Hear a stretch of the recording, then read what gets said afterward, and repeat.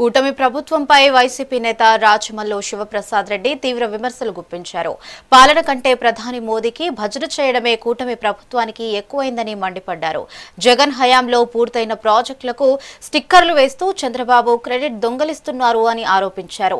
Neat కుంభకోణంలో యువత నష్టపోతే స్పందించని పవన్ కళ్యాణ్ ప్రధానిని విమర్శిస్తే కన్నీళ్లు పెట్టుకోవడం ద్వంద్వ వైఖరికి నిదర్శనమని అన్నారు. ప్రధానిని పక్కన నిలబడి పబ్లిక్ గా భజన చేయడం మానుకోవాలని ఆయన ఎద్దేవా చేశారు.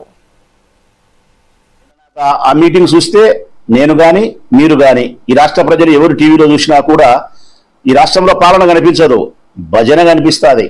నరేంద్ర మోడీకి చెరొక వైపున ఉండి భజన చేస్తున్నారు. చెరొక వైపున ఒకవైపు పవన్ కళ్యాణ్, ఒకవైపు నారా చంద్రబాబు నాయుడు గారు. ఆ భజన ఏ స్థాయిలో ఉందంటే పోటీ పడుతున్నారు. ఇద్దరు అసాధ్యులే. ఒకరి మించిన వాళ్ళు ఎవరు. నీకంటే నేను ఎక్కువ పొగుడుతానే ఒకడంటే, ఆహా నీకంటే నేను మరింత ఎక్కువ పొగుడుతానే మరొకడంటే ఎంత భజన చేస్తున్నారంటే ఆ భజన చూస్తే నిన్న నాకు అనిపించింది ప్రజలారా. ఎప్పుడో చాలా సంవత్సరాల కింద చూసిన సినిమా గుర్తొచ్చింది నాకు. ముత్యాల ముగ్గు అనే సినిమా పాతది, చాలా మంది చూసింటారు. చాలా సూపర్ హిట్ ఫిలిం అది. నేను చాలాసార్లు చూసిన ఆ సినిమా. రాఘోపాలరావు గారి యాక్షన్ అద్భుతం, కథ చాలా బాగా ఉంది. ఈ రాష్ట్రంలో అందరికీ నచ్చింటుంది ఆ సినిమా. అందులో ఒక సీన్ నాకు బాగా గుర్తొచ్చింది. నిన్న ఈ భోగాపురం విమానాశ్రమంలో మీరు చేసిన పని చూస్తే ఎవరు పొగిడినా కూడా ఆ సినిమాలో రాఘోపాలరావును ఇద్దరిని భజన చేసే వాళ్ళని చెరువు సైడ్ పెట్టుకుంటాడు. నువ్వు పొగుడుతానే వాడు కొట్టాడు, తాళాలు కొట్టాడు, చిట్పట్ చిట్పట్ చిట్పట్ అని. అంటే ఇది భజన అని, ఇంకా సాలి అని, పొగడద్దు అని చెప్పి సేమ్ అదే సినిమానే మతికొచ్చింది.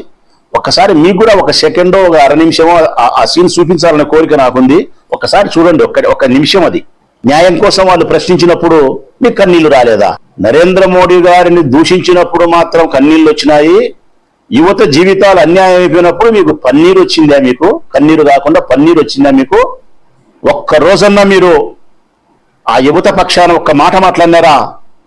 ఈ దేశం, భారతదేశ ప్రభుత్వం ఇంత అన్యాయానికి ఒడిగట్టింది, యువత భవిష్యత్తును అంధకారం చేసి పారేసినారు. మాట్లాడకపోవడం పైగా నరేంద్ర మోడీని మాట్లాడినందుకు బాధలేస్తానంట.